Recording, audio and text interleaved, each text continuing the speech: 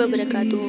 प्यारे अज़ीज़ों, मैं उम्मीद करती हूँ आप सब खैर और आफ़ियत से होंगे। जैसे कि हमने पिछले लेक्चर में पढ़ा था, इसम को पहचानने के लिए 4 चीज़ों को जानना ज़रूरी है: एराब, अदद, जिन्स, वसात। उसमें से हमने एराब का टॉपिक मुकम्मल कर लिया था, तो उस क्लास का लिंक आपको नीचे डिस्क्रिप्शन में मिल जाएगा और उस वीडियो को शुरू से लेकर आखिर तक देख भी लीजिएगा और ज़्यादा से ज़्यादा सवाब की नीयत से उसे शेयर भी कीजिएगा। तो चलते हैं आज के टॉपिक की तरफ, लेकिन लेक्चर शुरू करने से पहले आपसे एक गुजारिश है कि अगर आप हमारे चैनल पर नए हैं तो इस चैनल को सब्सक्राइब भी कीजिएगा और साथ ही बेल आइकन पर प्रेस भी कीजिएगा ताकि हमारे आइंदा आने वाली तमाम नोटिफिकेशन आप तक पहुंचती रहे। आज हम जिन्स के बारे में पढ़ेंगे। तो जिन्स क्या होता है कि जिन्स के एतबार से इसम या तो मुज़क्कर होगा या मुअन्नस होगा। और आपको पता है कि मुज़क्कर को इंग्लिश में मस्कुलाइन भी कहते हैं और मुअन्नस को फेमिनाइन भी कहते हैं। यहाँ पर एक बात आप कॉपी पर नोट कर लीजिएगा कि अरबी ज़बान में हर एक इस्तेमाल होने वाला इसम मुज़क्कर ही समझा जाएगा, आया जब तक हमें इस इसम का मुअन्नस होना साबित ना हो। यानी अगर एक मुअन्नस है तो दूसरा मुज़क्कर ही समझा जाएगा। इसी तरीके से इंशाल्लाह ये आगे आने वाले असबाक में आपको इंशाल्लाह इसकी कुछ कैटेगरीज है, कुछ ग्रुप्स हैं जिसमें आपको पता चल जाएगा कि मुअन्नस किस सूरत में होता है और किस सूरत में नहीं होता। यानी हम मुअन्नस के बारे में पढ़ेंगे कि किन अलामात की वजह से एक इसम मुअन्नस होता है। जब हमारा मुअन्नस कंप्लीट हो जाएगा तो बाकी उसके अलावा जो अस्मा रह जाएंगे वो बाकी ख़ुद ब खुद मुज़क्कर ही रह जाएंगे। तो अब यहाँ पर हमें मुज़क्कर पढ़ने की ज़रूरत नहीं है, यहाँ पर हम मुअन्नस के बारे में पढ़ेंगे। यहाँ पर हम मुअन्नस के बारे में पढ़ेंगे, इंशाल्लाह आपको मुज़क्कर के बारे में ख़ुद ब खुद समझ आ जाएगा। यहाँ पर मुअन्नस की 2 अक़साम पढ़ेंगे हम, एक हकीकी मुअन्नस और दूसरा गैर हकीकी मुअन्नस, जिसको लफ्ज़ी मुअन्नस भी कहा जाता है। तो यहाँ पर सबसे पहले हमारा टॉपिक हकीकी मुअन्नस होगा। तो हकीकी मुअन्नस वो मुअन्नस है कि जिसके मुकाबले में मुज़क्कर मौजूद हो, जिसके मुकाबले में मुज़क्कर मौजूद हो। यानी कि अगर माँ है तो माँ के मुकाबले में बाप होगा, बिन्तुन यानी बेटी है तो बेटी के मुकाबले में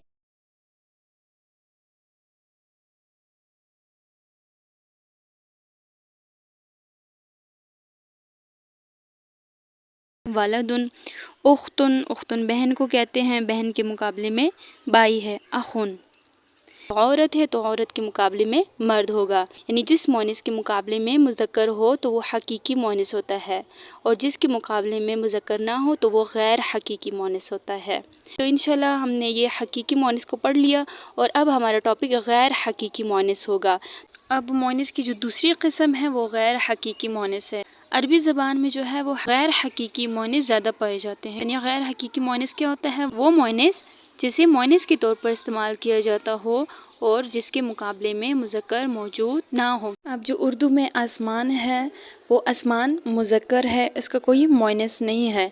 इसी तरीके से हम कहते हैं आसमान बहुत बड़ा है, हमने ये नहीं कहा कि बड़ी है, इसका कोई मुअन्नस नहीं है। इसी तरीके से अरबी में आसमान को समाउन कहते हैं और समाउन मुअन्नस है और इसका कोई मुज़क्कर नहीं है।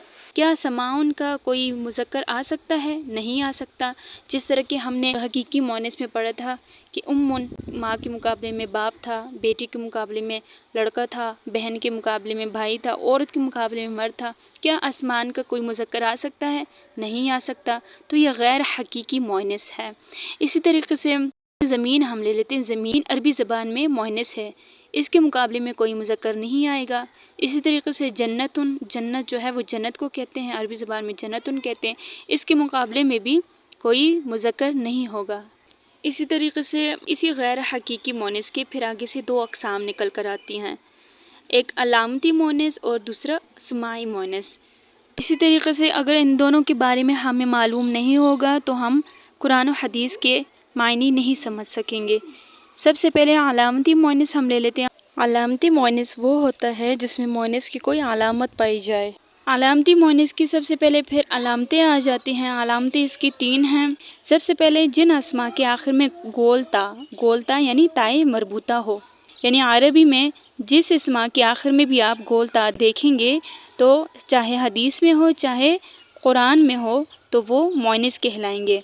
जैसे कि गुरफ़तुन, मैं कहती हूँ कि ये कमरा छोटा है, तो अब ये क्या है? उर्दू में तो गुरफ़तुन कमरे को बोलते हैं, मुज़क्कर है, लेकिन अरबी ज़बान में गुरफ़तुन के आखिर में गोलता आ रही है तो ये अरबी ज़बान में मुअन्नस होंगे। اسی طریقے سے مروحتن کہتے ہیں عربی زبان میں پنکھے کو، ہم اردو میں کہتے ہیں یہ پنکھا چلتا ہے، یہ پنکھا چلتا ہے، تو ہم یہ نہیں کہتے کہ یہ چلتی ہے، ہم کہتے ہیں پنکھا چلتا ہے، تو یہ اردو زبان میں مذکر ہو گیا اور عربی زبان میں یہ مؤنث ہے۔ اور مروحتن کے آخر میں گول تا آ رہی ہے تو ہم اس سے سمجھیں گے کہ مروحتن کیا ہے، عربی زبان میں مؤنث ہے۔ اسی طریقے سے اسامتن لڑکے کا نام، اگر کسی لڑکے کا نام بھی عربی زبان میں گول تا آ جائے آخر میں تو وہ بھی مؤنث سمجھا جاتا ہے، مؤنث عربی میں لکھا جاتا ہے لیکن یہ لڑکا ہی سمجھا جائے گا۔ لیکن یاد رکھیے گا کہ عربی زبان میں 85% جو اسماء ہوتے ہیں وہ گول تا والے ہوتے ہیں، 85% جو اسماء ہوتے ہیں وہ گول تا والے اسماء ہوتے ہیں۔ اسی طریقے سے جو دوسرے نمبر پر اسماء آتے ہیں وہ الف ممدودہ کے ہیں، یعنی کہ جس اسماء کے آخر میں الف حمزہ اور زبر ہو، جیسے کہ صحراء، صحراء کہتے ہیں ریگستان کو، ڈیزرٹ کو، اردو میں مذکر ہے اور عربی میں جو ہے یہ مؤنث ہے۔ کیوں؟ کیسے پتہ چلا یہ صحراء جو ہے وہ مؤنث ہے؟ کیونکہ اس کے آخر میں الف حمزہ آیا ہوا ہے اور اس سے پہلے زبر آیا ہوا ہے۔ اسی طریقے سے جیسے کہ خضراء، خضراء کے آخر میں الف حمزہ سے پہلے زبر ہے، الف ممدودہ ہے۔ اسی طریقے سے بیضاء یہ بھی مؤنث ہے، صفراء یہ بھی مؤنث ہے۔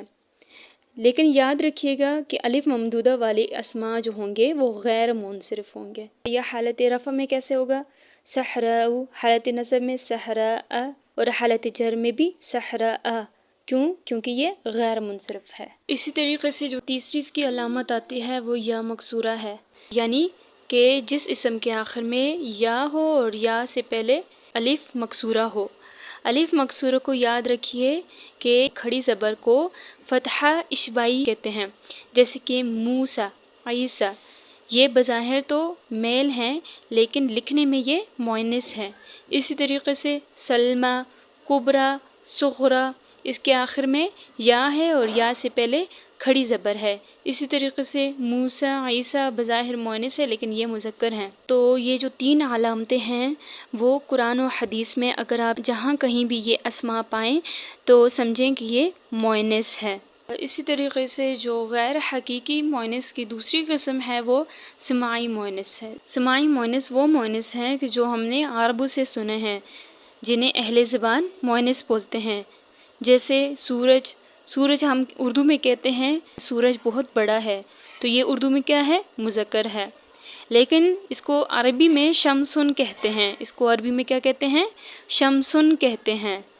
اب شمسن ہے تو شمسن مؤنث ہے، تو اس کے آخر میں سب سے پہلے دیکھیں گے کہ گول تا ہے یا نہیں ہے۔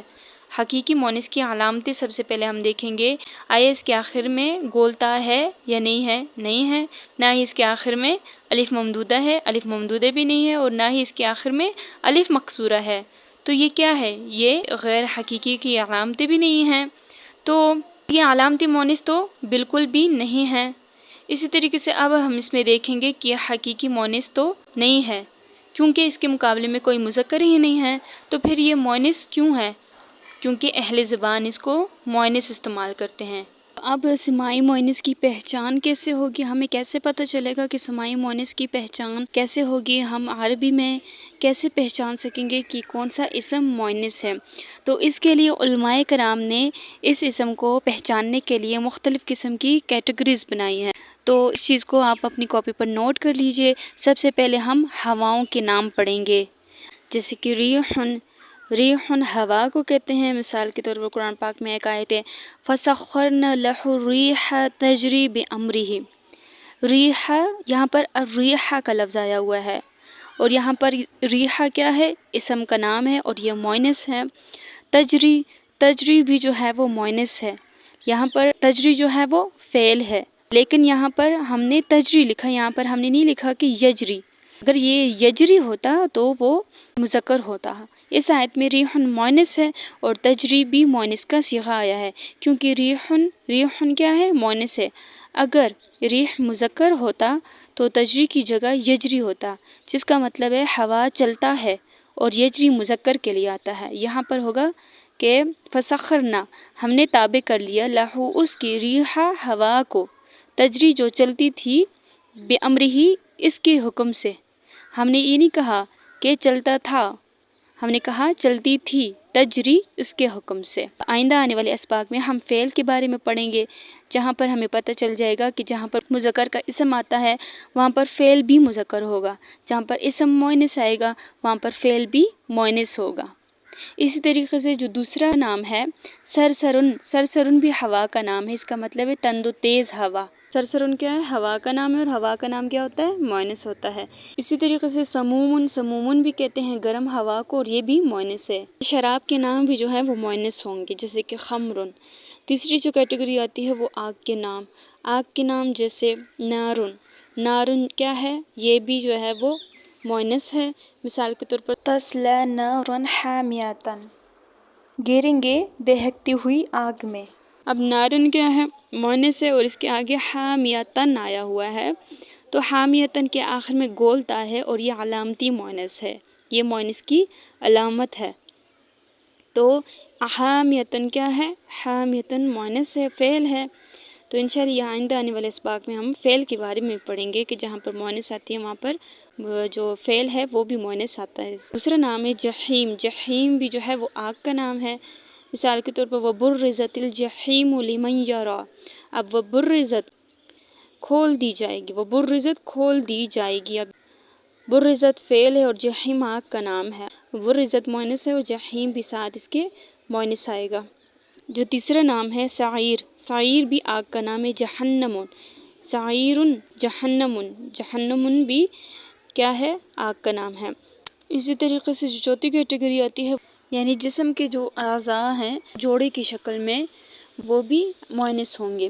جیسے کہ ہمارے ہاتھ دو ہیں، ہمارے دو پاؤں ہیں، کان ہمارے دو ہیں، کاندھے ہمارے دو ہیں، اور آنکھیں ہماری دو ہیں. اسی طریقے سے قرآن پاک میں ہے عینن. عینن کہتے ہیں آنکھیں. تو فیہا عین جاریتن. جاریتن کیا ہے؟ مؤنث ہے، کیونکہ عینن مؤنث ہے. اسی طریقے سے اذنن. اذنن کہتے ہیں کان کو، تو کان بھی جو ہے وہ مؤنث ہیں. یدن. یدن ہاتھ کو کہتے ہیں، ہاتھ بھی ہمارے دو ہیں تو یہ بھی مؤنث ہے. قدمن. قدمن پیر کو کہتے ہیں، تو یہ بھی کیا ہے؟ مؤنث ہے. اس طریقے سے جو جسم کے اعضاء جو ایک ایک بچ جائیں گے وہ خود بخود مذکر رہ جائیں گے. انفن. جیسے اب ناک ہے تو ناک مذکر ہے کیونکہ اس کا جوڑ نہیں ہے. اسی طریقے سے جو پانچویں کیٹیگری آتی ہے وہ شہروں اور ملکوں کے نام ہے. شہروں اور ملکوں کے نام بھی سارے مؤنث ہوں گے. جو چھٹی کیٹیگری آتی ہے وہ متفرق اسماء ہیں، جیسے کہ شمسن، ارضن، دارن، سماؤن. اب سماؤن کے آخر میں آپ سوچ رہے ہوں گے کہ یہ تو الف حمزہ ہے، یہ تو الف ممدودہ ہے، الف ممدودہ کی اس میں آتا ہے، کیٹیگری میں آتا ہے. لیکن سماؤن کیا ہے؟ سماؤن منصرف ہے، اس کو ہم الف ممدودہ کے اندر شامل نہیں کریں گے کیونکہ الف ممدودہ غیر منصرف ہوتا ہے. الف ممدودہ کی کیٹیگری یہ ہے کہ الف حمزہ سے پہلے زبر آتا ہے لیکن یہ منصرف ہے، یہ الف ممدودہ میں نہیں ہوگا، تو یہ اس کو متفرق اسماء کی کیٹیگری میں ہی ڈالیں گے.